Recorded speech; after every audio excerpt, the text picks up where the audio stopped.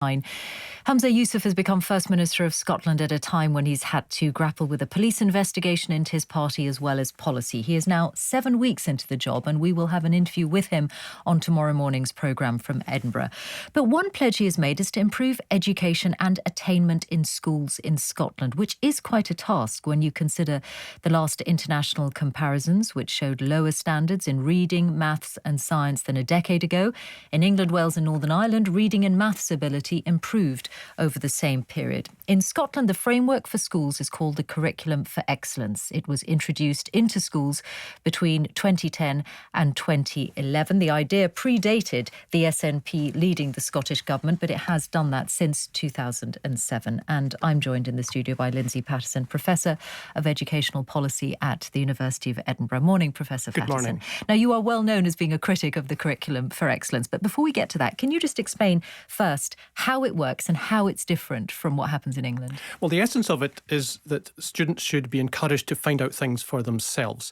So they might go out and explore, for example, the environment in a local park, or they might explore family history with an interest perhaps in migration from different parts of the world. And that in many ways is a very exciting idea. It helps to motivate children. It helps to engage them with the learning in a way that simply learning from books would perhaps not do.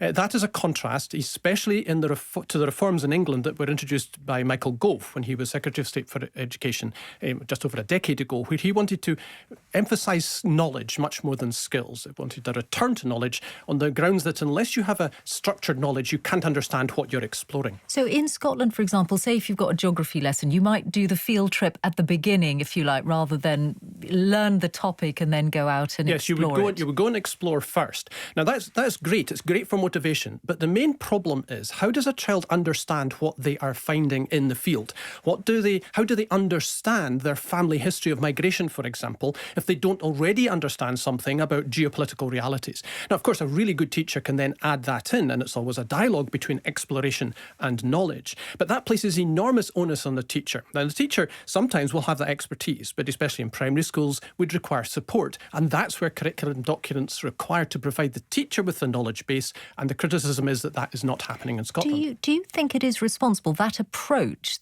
that framework is responsible for the fact that attainment is not where it should be and hasn't improved the way it has in other parts of the UK? We can only speculate here because the Scottish Government has repeatedly failed to properly evaluate Curriculum for Excellence. It has been criticised and has not done anything valid there. But we can compare with evaluations done of similar kinds of things elsewhere in the world, including in parts of England before the reforms of a decade and a half ago. And the broad conclusion is probably yes, that if you have a curriculum that's based primarily on skills and on children enjoying themselves, then it is likely to produce less impressive results by international standards than a curriculum based on knowledge. But Nicola Sturgeon has said, when she was First Minister, she said before the pandemic we were closing the attainment gap.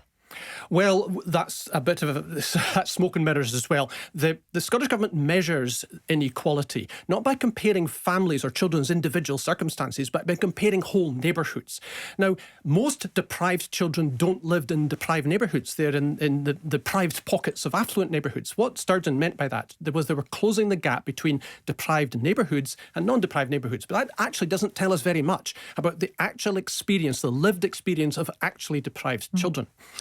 So Humza Yousaf, when he became First Minister, in his first major speech afterwards, when he said that Scotland participates in the PISA studies, that's the international comparison, we will also apply to rejoin other main international statistics systems. That suggests, doesn't it, that he is now wanting to evaluate and benchmark Scottish performance properly? Yes, indeed. It's very welcome. It's a welcome response to the pressure from many researchers and indeed from some other political parties and people within the SNP to rejoin these international studies. The problem, however, is that the earliest date at which we get data from this is 2027. And the earliest date, therefore, at which we can track change over time is 2031, which is a quarter of a century after the present Scottish Government withdrew Scotland from these international studies.